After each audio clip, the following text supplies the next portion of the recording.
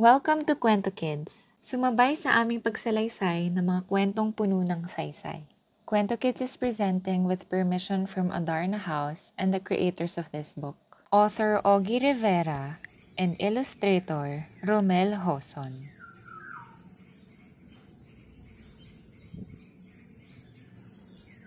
Isang harding papel.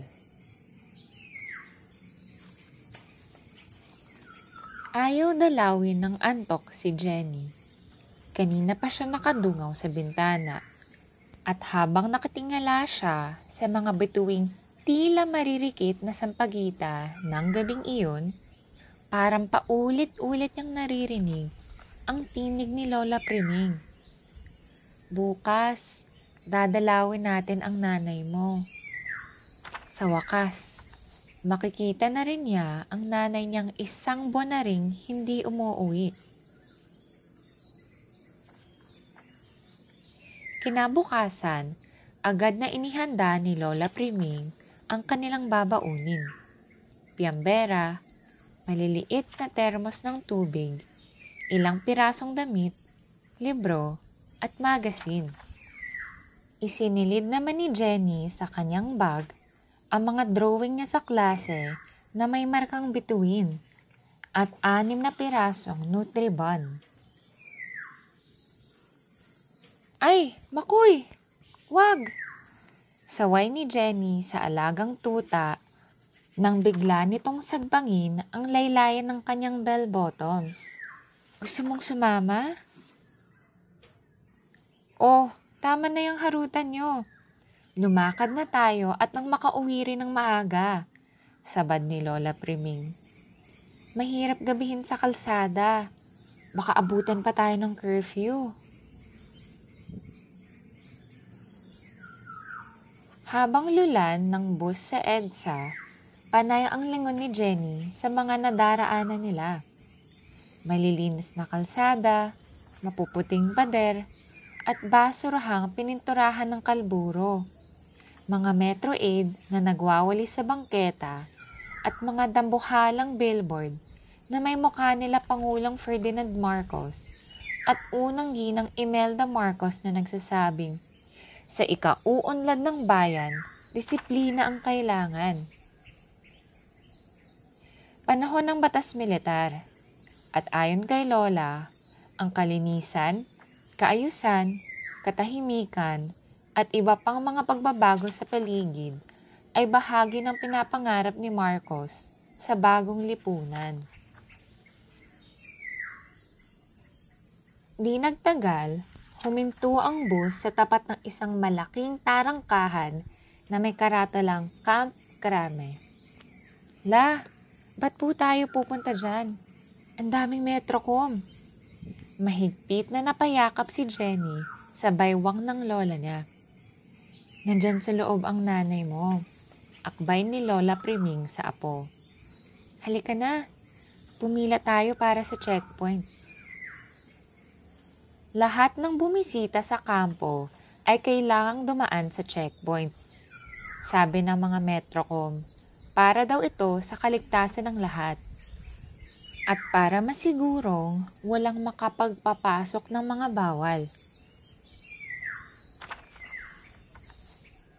Nakaismid si Lola Priming habang kinakapkapan siya sa bulsa. Siniyasat ding mabuti ang laman ng bag na dala-dala niya. Binusisi ang bawat pahina ng libro at magasin. At pati ang mga Nutribon ay sinuri.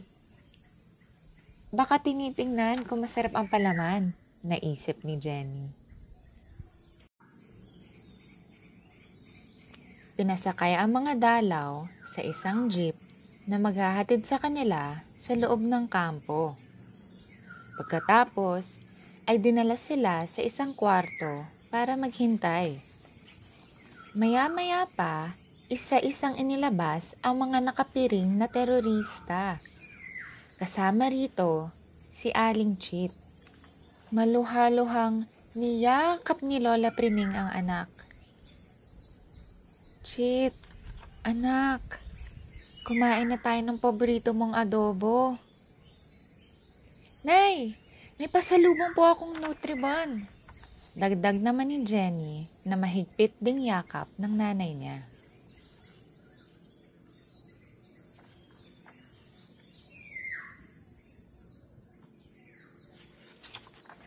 Habang kumakain, walang humpay ang kanilang kwentuhan. At syempre, hindi nakalimutan ni Jenny na ipagyabang ang mga drawing niya. Bakit po kayo ipinakulong? Muntik nang mabulunan si Aling Chit sa tanong ng anak niya. Paano? Pag may rally, lahat ng pinapalabas naming mga dula sa kalye laban kay Marcos. Hindi niya siguro nagustuhan. Pabirong sagot niya. Ang sabihin mo, pakalat-kalat kasi sa kalsada yung nanay mo, kaya napasama sa mga iwinalis. Hagik-hik ni Lola Priming.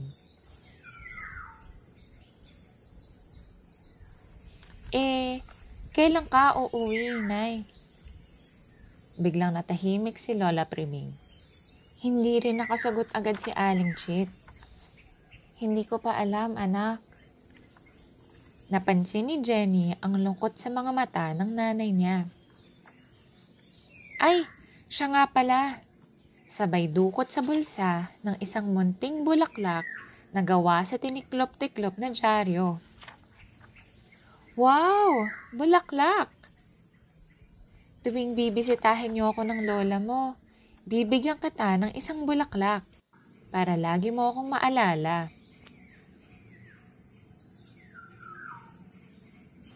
Mula noon, matyagang inaalala ni Jenny ang iba't ibang masasayang pangyayari mula Lunes hanggang Biyernes upang pagsapit ng Sabado, pagbisita nilang muli sa kampo, marami siyang maikukuwento sa nanay niya.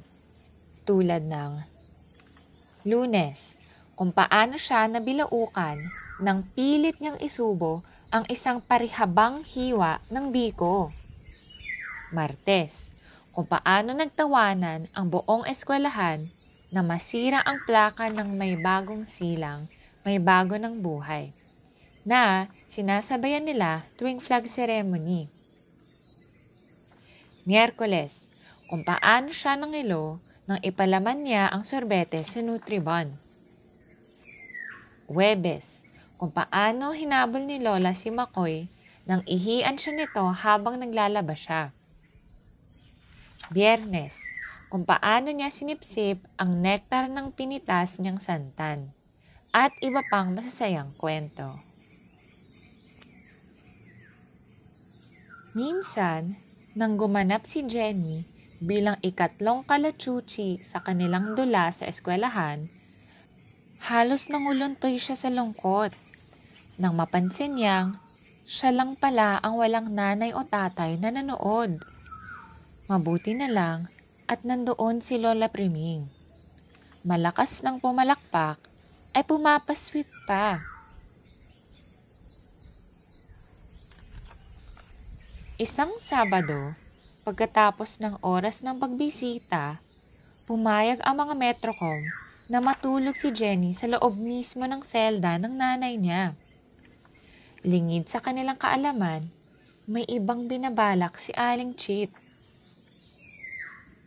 Nang bulat-latin nito ang isang piraso ng Nutribon, may maliit na supot na plastik sa loob nito na may lamang maliit na gunting na ditiklop. Di ba bawal yan dito, Nay? Tarantang sabi ni Jenny. Biniyak naman ng nanay niya ang isa pang Nutribon.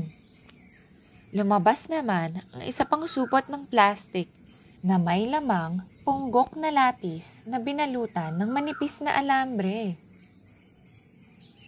Bawal din yan. Di ba, Nay? Shh! Huwag kami ingay. Gagamitin natin to sa paggawa ng mga bulaklak. Patuloy ni Aling Chit habang inilalabas ang ilang rolyo ng crepe paper mula sa ilalim ng kama.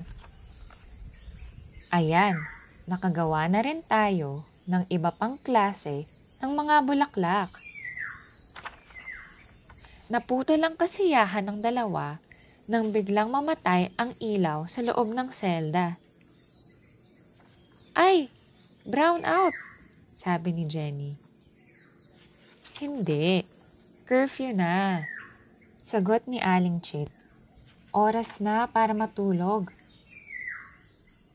Madilim ang buong paligid, maliban sa kakarampot na liwanag na sumisilip mula sa makipot na bintana sa itaas ng selda.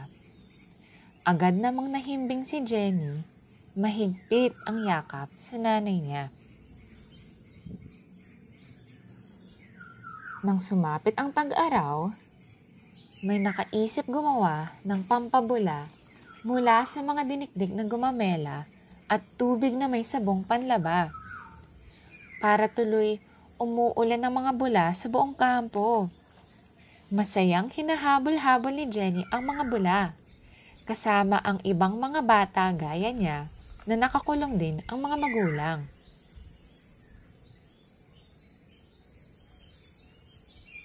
"Jenny, totoo bang sinabi ng lola mo? Sinuntok mo raw yung isang kaklase mo?" Opo, kasi tinutokso niya ako eh. Singaw raw ako kasi walang tatay.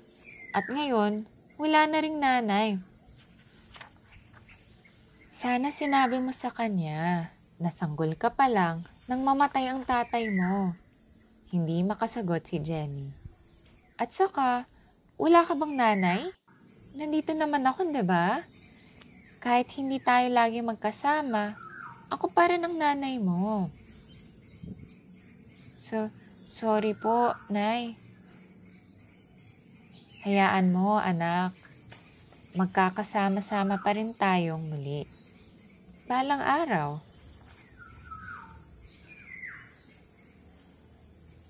Ngunit, lumipas pa ang maraming buwan. Unti-unting napuno ng mga naipong bulaklak ang kwarto ni Jenny. Mistulang isang hardin ang umusbong sa loob nito. 7 taong gulang si Jenny. At gabi-gabi, habang nakatingala sa mga bituin, iisa lang ang tanging niyang hiling. Sana umuwi na ang nanay ko.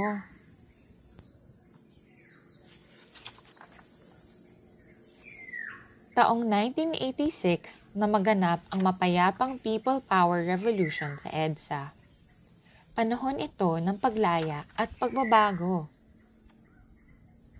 14 na si Jenny.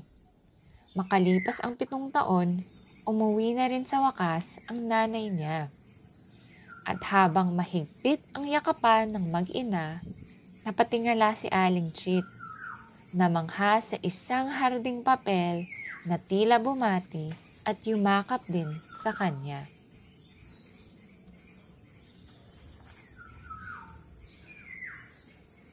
Thank you for spending your time with us today. We hope you have learned about our culture and people as we share more pieces of Philippine literature with you. You can also read Adarna House books online through buribooks.com, an extensive e-library of Adarna House books.